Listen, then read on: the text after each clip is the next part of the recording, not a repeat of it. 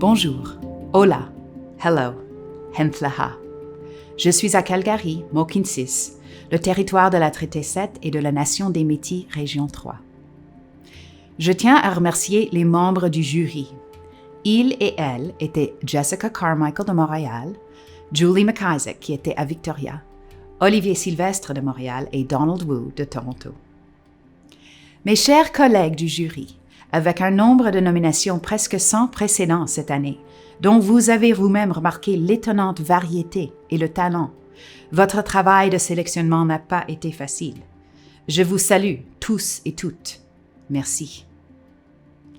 As those of you watching have most certainly realized by now, this year the jury selected a short list of 5 playwrights who are absolutely fierce. Deeply rooted in their craft and artistic vision, they are also leaders in their communities and renowned for providing mentorship and inspiration to emerging artists. Their influence is deep and wide. Congratulations to all 5. Durant les délibérations, à chaque fois que le travail du lauréate était en discussion, le ressort d'énergie était palpable. C'est clair que son impact se fait ressentir dans le cœur, dans la chair, dans le sang de son audience. Un membre du jury décrivit les faits comme étant sublimes et insupportables. Le jury ne pouvait pas se détourner de l'originalité de cette candidate. Ils et elles ont été frappés par son impact sur de publics multiples. Certains parmi ces auditeurs n'auront jamais entendu leur propre histoire racontée dans la voix d'une artiste. This nominee embodies the deepest values of the Siminovitch Prize. No other writer on this territory proposes this kind of material for our consideration. Material so rich in character, story, violence, humor, compassion, and righteous fury. Her vision is uncompromising. Her voice is necessary. This is quite simply excellent, searing, unforgettable theater of the highest caliber. Her nominator, Michelle Thrush, calls her a word lover and a carrier of stories. She herself claims theater as sacred work. In this time, telling the true stories of the people on this land, for the people on this land, is work more sacred than ever. Friends, colleagues, and members of our community, amis, collègues, et membres de notre communauté, the laureate of this year's Siminovitch Prize in Playwriting is Tara Began. Yi a tik sha'ahab. Ho metlechuk.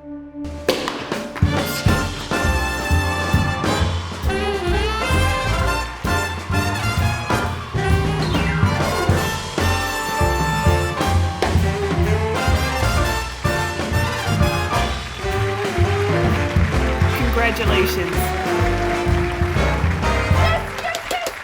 Tara Began rocks.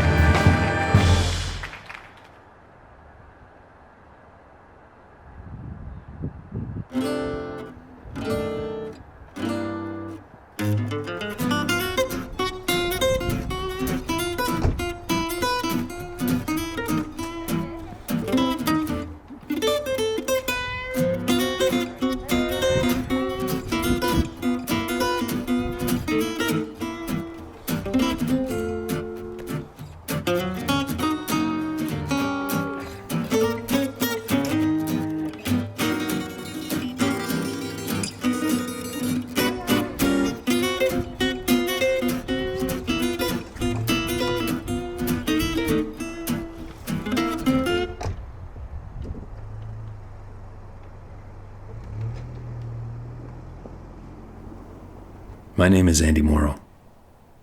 I have the honor of being partners with Tara Began in art, in life, and in love. We've created work and made a home together. In everything Tara does as a playwright, producer, actor, director, builder, collaborator, co-designer, creator, there's clarity and consciousness, and truth, always the truth. Tara Began wields the truth as a weapon and a balm. And her truth is absolute. It's not subtle, and it is absolutely non-negotiable. It is true as she is. And Tara listens so loud, she hears what is not said. She hears every voice, calling through time, and her work answers with such confidence and care. Tara's work embodies discipline, rigorously summoning and sharing her gifts, her inspiration, her craft, her reason. She knows her art, and she knows how to make space. And with this, she changes those of us privileged enough to hear her. She protects, she fights for freedom, she stands for sovereignty, she works in strength and solidarity, she defends the defenseless, and she links arms with the defenders. Tara Beagin lives for justice. She lives to speak the words that live in her heart, in her soul. And the world is better for her. My world is better with her in it. Hamalt, Okki, Anin, Tanse, Sego, Yama, Kyorokuto, all our family, all around the world. The Dijnaka is Tara Beagin. My mom is Pauline Harry, now Beagin, of the Coldwater Reserve. My father was the late, great Lou Beagin, raised on the red soil of a Pequot. Growing up a white-presenting, Lacapmach Irish-Canadian half-breed on Blackfoot soil, I felt part of a rich and complex community, on the periphery as well, as I was a settler too, and so I watched, and I listened. When I was 3 years old, my sister Rebecca would come home every day from kindergarten and teach me the lessons that she had learned there. She's now a professeur magnifique for grade 5 students en français.